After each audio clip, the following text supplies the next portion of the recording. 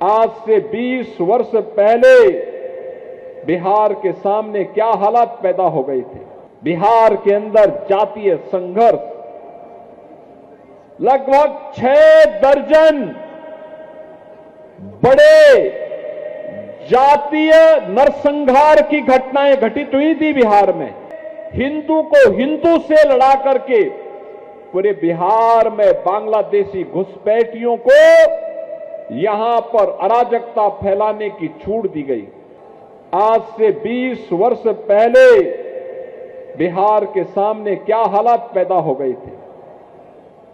बिहार, जिस बिहार की गौरवशाली परंपरा पर भारत गौरव की अनुभूति करता है, उस बिहार के सामने पहचान का संकट खड़ा करने वाले कौन लोग थे?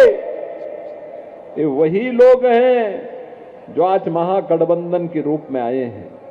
कांग्रेस, आरजेडी और उनके सभी पार्टनर्स।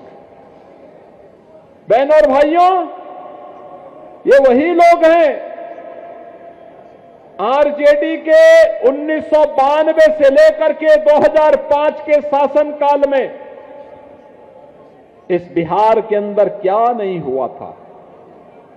बिहार के अंदर जातीय संघर्ष, लगभग 6 दर्जन बड़े जातीय नरसंहार की घटनाएं घटित हुई थी बिहार में। जातीय सेनाएं खड़ी करके हिंदू को हिंदू से लड़ा करके पूरे बिहार में बांग्लादेशी घुसपैठियों को यहां पर अराजकता फैलाने की छूट दी गई। हिंदू को हिंदू से लड़ाने और दूसरी तरफ तुष्टीकरण की पराकाष्ठा पे चलते हुए हर माफिया को अपना शागिर्द बनाने की घोड़ बिहार के अंदर जो 1992 से लेकर के 2005 के बीच में प्रारंभ हुई, इसने बिहार के सामने पहचान का संकट खड़ा किया। कोई भी आईपीएस, कोई भी आईएएस, कोई भी आईएफएस बिहार के अंदर नौकरी करने को तैयार नहीं। आप जब डीजीपी को मुंशी कहकर के बुलाएंगे, मुख्य सचिव को बाबू बोल करके बुलाएंगे, ट्रांसफर और पोस्टिंग एक उद्योग हो जाएगा। निवेशकों को अपहरण करेंगे, कोई भी नहीं आएगा। और यही बिहार के पास होता था।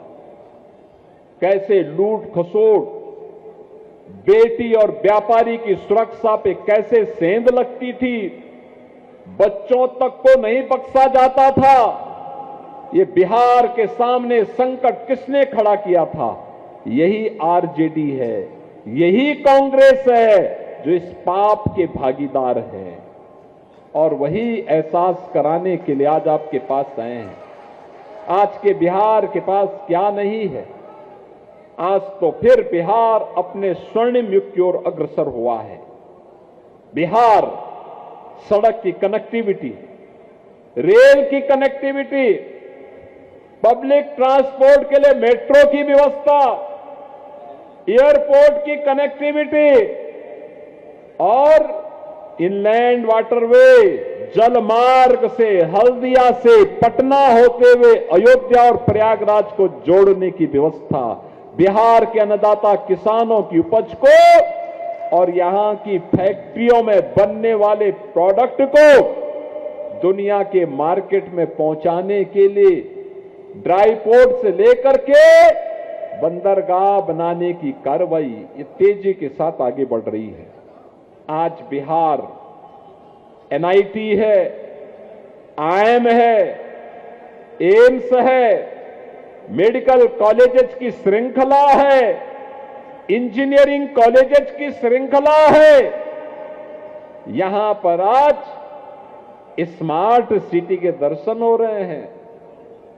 यही सिटी डेवलप हो रही है। बिहार अब सेमीकंडक्टर के एक नए हब के रूप में अपने आप को स्थापित कर रहा है।